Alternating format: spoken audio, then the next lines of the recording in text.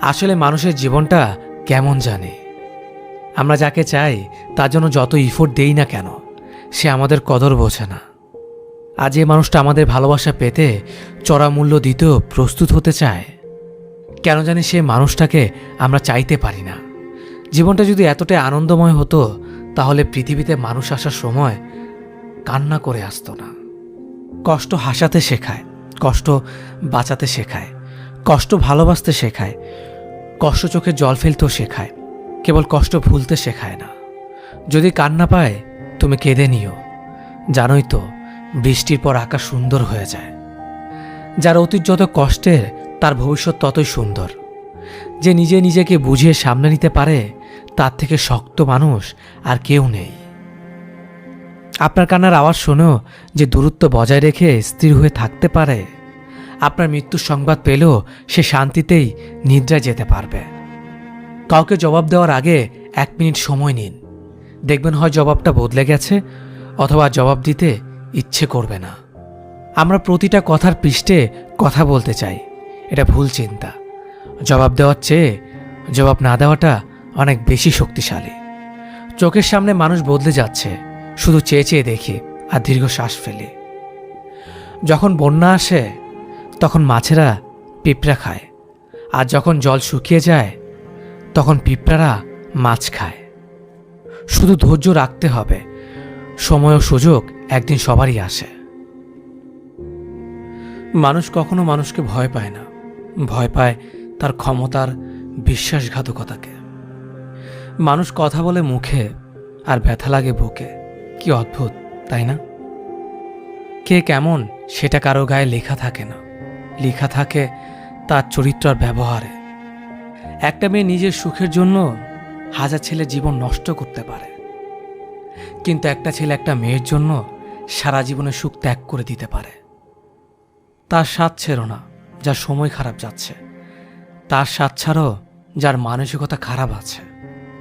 অভিনয় নয়, অভিজ্ঞতা থেকে বলছি, সবার কাছে তুমি ততক্ষণই ভালো থাকবে যতক্ষণ তুমি তাদের জন্য করতে পারবে।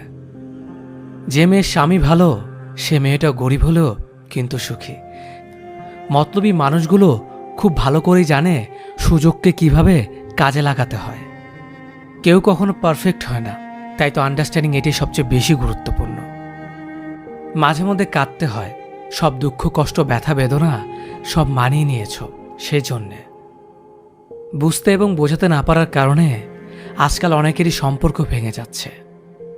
যে কোনো সম্পর্কে একজন আগুন হলে অন্যজনকে পানি হতে হয়। একসাথে রেগে যায়, সেখানে সম্পর্কে ফাটল শুরু করে। কেউ বদলায় ইচ্ছে করে, আবার কেউ বদলায় বাধ্য হয়ে। মানুষ এখন আগুনে কম, অন্যের খুশিতে বেশি চলে। তেতো হলো সত্যি, বর্তমানে মেয়েরা যত বড় হচ্ছে তাদের পোশাক তত ছোট হচ্ছে। কাছের মানুষ চলে গেলে সে কখনো খালি হাতে যায় না, সাথে সুখটাও নিয়ে চলে যায়। একটা কালো মেয়ে আর একটা পকেট খালি ছেলেই বোঝে বাস্তবতা কি জিনিস। পকেট খালি দেখো বেকার ছেলেটার পাশে যে মেয়ে থাকে, সাফল্যের পর সেই মেয়েটাই একমাত্র স্ত্রী হওয়ার যোগ্যতা রাখে। বেঁচে থাকতে যাদের কাছে অবহেলিত, মরে গেলে তুমি তাদের কাছে শুধুই একটা লাশ মাত্র। হৃদয়টা সাগরের মতো করো, নদী নিজেই ছুটে আসবে তোমার সাথে মিলিত হওয়ার জন্য। অর্থের টান পড়লেই বোঝা যায় সবার আগে কাছের মানুষগুলো আস্তে আস্তে নিজেদের কিভাবে আড়াল করে নেয়। মানুষ এখন প্রিয়জন সেজে কাছে আসে, প্রয়োজন মিটিয়ে দূরে চলে যায়। একজন সুদর্শন পুরুষের চেয়ে একজন দায়িত্ববান প্রেমিক পুরুষ অনেক উত্তম। বদলে যাওয়া কখনো অন্যায় নয়, সেটা নির্ভর করে বদলে যাওয়ার কারণের ওপর। গুরুত্ব ততটাই দেওয়া উচিত যতটা গুরুত্ব প্রাপ্য তার। অতিরিক্ত গুরুত্ব পেলে মানুষ অমানুষ হতে থাকে প্রতিনিয়ত। এই পৃথিবীতে সব কষ্ট সহ্য করা যায়, কিন্তু আপনজনদের দেওয়া কষ্টগুলো মেনে নেওয়া যায় না। কারণ যারা একদিন ভালোবাসার রাজ্য তৈরি করেছিল, দিন শেষে তারাই যদি তাসের ঘরের মতো ভেঙে যায়, তা কখনো মেনে নেওয়া যায় না। কিছু মানুষের জন্মই হয় সব সহ্য করার জন্য। সহ্য করাটা যেন তাদের নিত্যদিনের একটা দায়িত্ব হয়ে যায়। একসময় চঞ্চল মানুষটাও নিশ্চুপ হয়ে যায় পরিস্থিতির চাপের জন্য। আজ যা নেই একদিন সব পাবে, শুধু প্রয়োজন ধৈর্যের। মানুষ রূপ পরিবর্তনের কারিগর। নীরবতা পৃথিবীর সবচেয়ে বড় চিৎকার। সেটা বোঝার ক্ষমতা সবার থাকে না। যে মানুষ সবার বেলায় পাশে থাকে, অবশেষে তার বেলায় কেউ থাকে না। রাগী মানুষগুলো রাগের জন্য জীবনে অনেক গুরুত্বপূর্ণ জিনিসগুলো হারিয়ে ফেলে। অল্প বয়সে ফ্যামিলির দায়িত্ব নেওয়া ছেলে মেয়েগুলো পৃথিবীর আসল রূপ দেখতে পায়।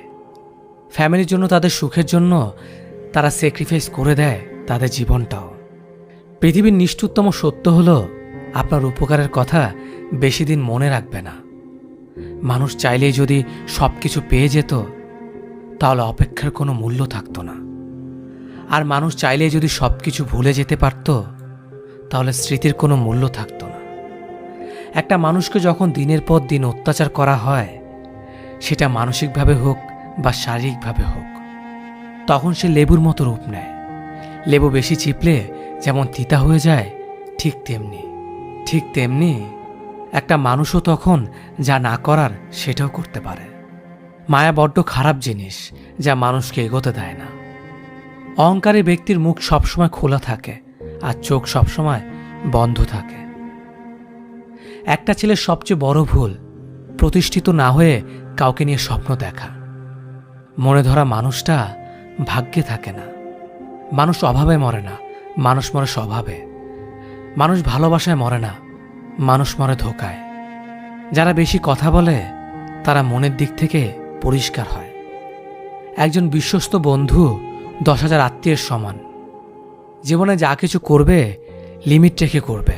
মনে রেখো, বড় বড় কোম্পানির নামের পেছনে লিমিটেড কথাটা লেখা থাকে। সৎ মানুষগুলো একটা সময় পর বুঝতে পারে, ভাই বন্ধু কেউ পাশে থাকে না। মন খারাপ হলে তাদের পাশে কেউ থাকে না। সেই সব লোকদের সামনে সর্বদা খুশি থাকো, যারা তোমাকে পছন্দ করে না। কোনো ধাক্কায় খুব কষ্ট পেলে তুমি প্রতিদিন কাঁদবে, তারপর একদিন পর পর কাঁদবে, তারপর সপ্তাহে একদিন কাঁদবে, তারপর মাসে একবার কাঁদবে। এভাবে একদিন ধীরে ধীরে তোমার কান্নাগুলো থেমে যাবে। সেদিন তোমার আর ব্যথা করবে না। তুমি আর অঝরে কান্না করবে না, কারণ ভেতরের ক্ষতটা শুকিয়ে গেছে। তখন শুধু মনে থাকবে, একদিন তুমি প্রচণ্ড আঘাত পেয়েছিলে। কাউকে ভালোবাসে কেয়ার করা আর কারো দুর্বলতা দয়া দেখানো, দুটোর মধ্যে আকাশ পাতাল তফাৎ। শিক্ষা মানুষকে আলোকিত করে, আবেগ মানুষকে কষ্ট দেয়, বিবেক মানুষকে বাঁচিয়ে রাখে, আনন্দ মানুষকে হাসায়, ধৈর্য মানুষকে উন্নতি করে, মিথ্যা মানুষকে ধ্বংস করে। অভিমান তার উপরই করতে হয় যে তোমার অভিমানের ভাষা বোঝে। হারিয়ে যাওয়ার অভিনয়টা তার কাছেই করা যায়, যে তোমার চোখের আড়াল হলেই খোঁজে। কাউকে তোমার জীবনে থাকার জন্য বারবার অনুরোধ করো না, কারণ যে থাকার সে এমনিতেই থাকবে, তাকে অনুরোধ করতে হবে না। সবটুকু বিশ্বাস দিয়ে ভালোবাসতে নেই। আর কাউকে ভালোবাসলে স্বাধীনতায় মাফ কাটিয়ে রেখো। আর এও মনে রেখো, নারী প্রকৃতির মতোই নারী শূন্যতাকে ভালোবাসে না। তুমি একজনকে ভালোবাসো, তার সাথে তোমার সম্পর্ক 5 বছর যাবত। তুমি তাকে বিয়ে করবে ভেবে পরিবার, পরিজন ও বন্ধুবান্ধবকে জানিয়েছ, নিজেকে উজাড় করে দিয়েছ তার কাছে। কিন্তু হঠাৎ করেই তোমার গার্লফ্রেন্ড বা বয়ফ্রেন্ড তোমাকে ইগনোর করা শুরু করলো। তুমি ফোন করছো, সে তোমার ফোন ধরছে না। SMS করছো, রিপ্লাই করছে না। সরাসরি দেখা হয়ে যাওয়ার পর তাকে যদি প্রশ্ন করো, কেন ফোন ধরছে না, কেন SMS-এ রিপ্লাই দিচ্ছে না, তখন হয়তো সে যে কোনো একটা বাহানার গল্প তোমাকে শুনিয়ে দেবে। কিন্তু কেন সে তোমাকে অবহেলা করছে, সে এমন তো হওয়ার কথা ছিল না। তবে কেন অবহেলার দরজায় তোমার ডাক? কিছু না কিছু অবশ্যই ঘটেছে, যার কারণে আজ অবহেলার পাত্র তুমি হচ্ছ। আচ্ছা, এই অবহেলার মানে নতুন কোনো সম্পর্ক না তো? হ্যাঁ, এই অবহেলার স্বাভাবিক মানে সে তোমার থেকে বেটার অপশন পেয়েছে। তুমি তার কাছে এখন পুরনো। হয়তো তার জীবনে নতুন কিছু প্রয়োজন, তাই সে নতুন মানুষ খুঁজে নিয়েছে। বর্তমান সমাজে সবাই নতুনের পিছনে ছুটছে। ঠিক তেমনি তোমার বয়ফ্রেন্ড বা গার্লফ্রেন্ড নতুন কিছু পেয়ে পুরনোকে মুছতে চাইছে। যে প্রাণ ভরে ভালোবাসতে জানে, তার কাছে নতুন পুরনো কিছু তাকে স্পর্শ করে না। আর যার মধ্যে সত্য ভালোবাসা নেই, তার কাছে সময়ের সাথে সাথে ভালোবাসার রংটাও বদলে যায়। আর এই রং বদলানোর প্রথম ধাপ হচ্ছে ইগনোর করা। তোমাকে সে ইগনোর করছে, কখনো আবার তোমার সাথে রাগও দেখাচ্ছে, কারণ তুমি জানো নিজ থেকে তার থেকে দূরে সরে যাও। অনেক সময় তুমি ভাবতে পারো যে অন্য কোনো ঝামেলা আছে হয়তো, তার কারণেই তোমাকে ইগনোর করছে। কিন্তু একটা কথা মনে রাখবে, মানুষ যতই ঝামেলায় থাকুক না কেন, প্রিয় মানুষের কাছে তার অবস্থান সবার আগে। আর শত ঝামেলার মাঝেও সে তোমাকে কোনো না কোনোভাবে সময় দেবে। খেয়াল করে দেখো, সে তো কয়েকদিন আগেও ঘন্টার পর ঘন্টা কথা বলেছিল, আজ একদমই কথা বলছে না, অনলাইনে থেকেও রিপ্লাই দিচ্ছে না। তাহলে কিছু তো সমস্যা আছে। এটা একদিনের ঘটনা হলে বলতাম ইটস ওকে, কিন্তু যদি প্রতিদিন এমনটি করে তাহলে নিশ্চিতভাবে বলা যায় সে অন্য কাউকে পেয়েছে। সে তোমাকে জাস্ট অজুহাত দিচ্ছে।